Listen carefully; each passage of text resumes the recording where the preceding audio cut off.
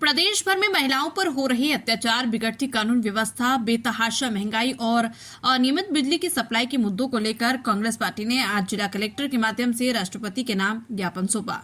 जोधपुर कांग्रेस उत्तर के जिलाध्यक्ष सलीम खान ने बताया कि राजस्थान में बीजेपी की सरकार बने 9 माह से अधिक का समय बीत चुका है और सरकार को अभी तक ये समझ नहीं आ रहा कि सरकार चलाए कैसे। कानून व्यवस्था पूर्ण रूप से चौपट है।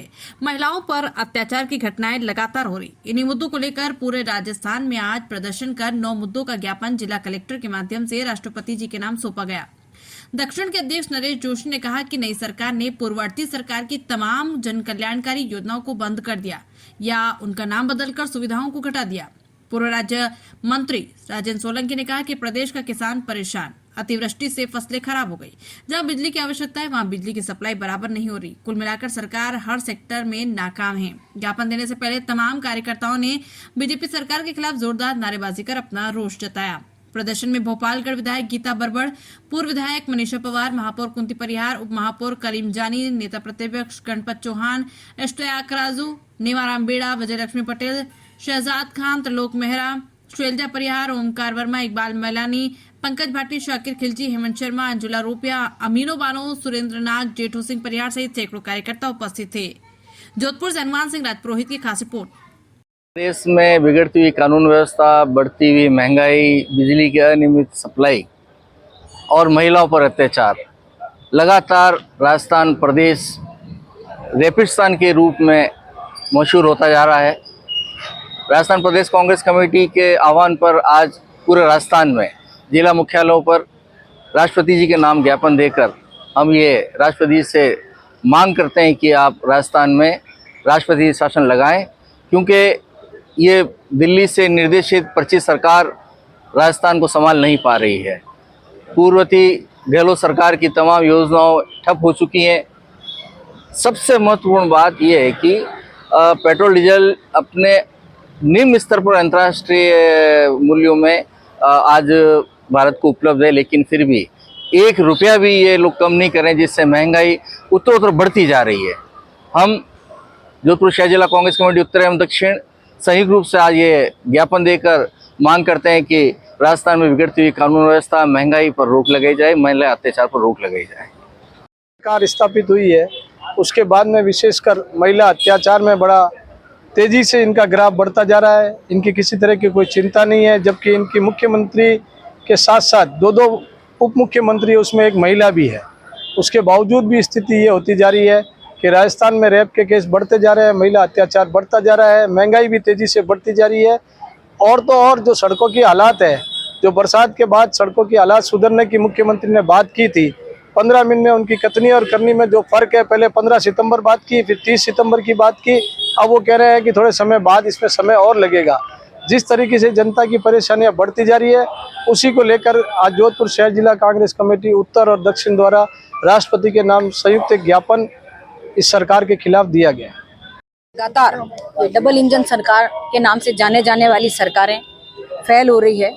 आज प्रदेश कांग्रेस कमेटी के निर्देशानुसार जोधपुर शहर जिला कांग्रेस कमेटी उत्तर और दक्षिण द्वारा एक ज्ञापन सौंपा जा रहा है। उस ज्ञापन में तमाम जो 9 महीने राजस्थान और जोधपुर में जो अत्याचार हो रहे हैं महिलाओं पे, जो भ्रष्टाचार हो रहे हैं, जो महंगाई बढ़ रही है, बिजली और पानी की कीमतें बढ़ रही है, किसी पर कोई कमी नहीं, कह सकते हैं कि किसी प्रकार का कोई अत्याचार कम नहीं हो रहा है, महंगाई कम नहीं हो रही है, बिजली के बिल बढ़ते जा रहे हैं। तो इन सबको लेकर हमने ज्ञापन दिया है राष्ट्रपति के नाम से कि राष्ट्रपति कुछ हस्तक्षेप करे और एक ऐसी सरकार जो न तो महिलाओं की सुरक्षा कर पा रही है, न महिलाओं की जो महंगाई बढ़ रही है उस पर लगाम लगा पा रही है, तो अन्य इन परिस्थितियों का सामना करते हुए राष्ट्रपति शासन लगाए। ऐसी पर्ची सरकार जो केवल दिल्ली से काम करती है, हमें ऐसी सरकार नहीं चाहिए। जो गरीबों की सरकार है, जो आम जनता की सरकार है, ऐसी सरकार होनी चाहिए। यहाँ न तो कार्यकर्ताओं की सुनी जाती है, न मंत्री की, न एमएलए की, किसी भी प्रकार से किसी भी सुनी नहीं जा रही है। वो स्वयं परेशान है। ऐसी सरकार क्या काम की जो आम आदमी का काम ना कर सके, जो अपने लोगों का काम नहीं कर सके। हम इसी के तहत राष्ट्रपति के नाम ज्ञापन दे रहे हैं कि राजस्थान में बैठी इस निकम्मी सरकार को बदला जाए और राष्ट्रपति शासन लगाकर यहाँ का कामकाज ढंग से किया जाए।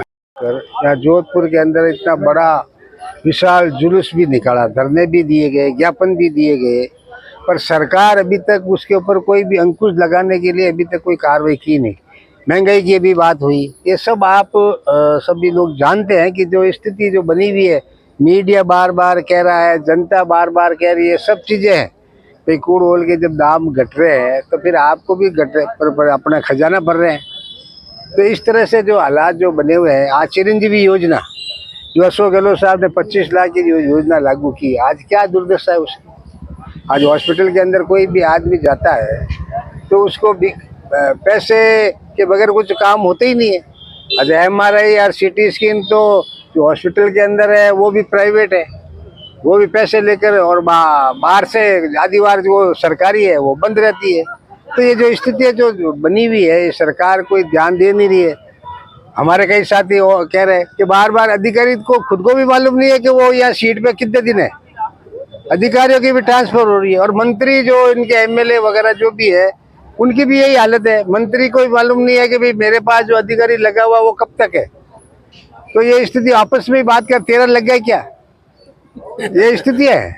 तो इन चीज़ों को भी अपने को देखने की जरूरत है कि ये सरकार कर क्या रही है। और खाली जो अधिकारी है वो सरकार चला रहे, और सरकार में जो बैठे जनप्रतिनिधि है उनकी चल नहीं रही है। तो ये स्थिति जो बनी हुई है जोधपुर के अंदर भी आपने देखा होगा, जब CM साहब यहाँ पर जो आए थे भजन लाल जी, तो लोगों ने कहा कि पहले खड्डे हैं, खड्डे देखो तो सही, तो जांच कराने का, जांच तो करो, ठीक तो करो। तो ये स्थिति जो बनी हुई है, जांच के खाली कोई भी बात करेंगे जांच करा रहे हैं। अरे भाई जांच कराने को करवाओ ना, रोक कौन रहा है, पर ठीक तो करो पहले, तो ठीक नहीं हो रहे। तो जो काम अशोक गहलोत साहब के समय जो चालू हुए थे, जो सड़कों के भी काम थे, उनके साहब CM साहब ने पैसे सैंक्शन किए, उसके टेंडर हो गए, उसके वर्कआउट हो गए, CM साहब ने उसके शिलान्यास कर दिए, उसके बाद में भी वो काम चालू नहीं हो रहे, वो काम बंद पड़े हैं। वैसे ये आप लोगों को मालूम है कि बनाड़ रोड का जो नाले की क्या स्थिति है। जब CM साहब ने सब कुछ कर दिया, उसके पैसे सैंक्शन हो गए, टेंडर हो गया, वर्क ऑर्डर दे दिया, शिलान्यास कर दिया, उसके बाद उस काम को 6-7 महीने 8 महीने बरसात का इंतजार कर रहे हैं। पूरी क्या स्थिति है जनता की, मतलब जनता कितनी तकलीफ आ रही। तो ये चीजें हैं, तो इन चीजों को सरकार को ध्यान देने की जरूरत है कि उनकी प्रायोरिटी क्या है, वो क्या करना चाहती है। धन्यवाद।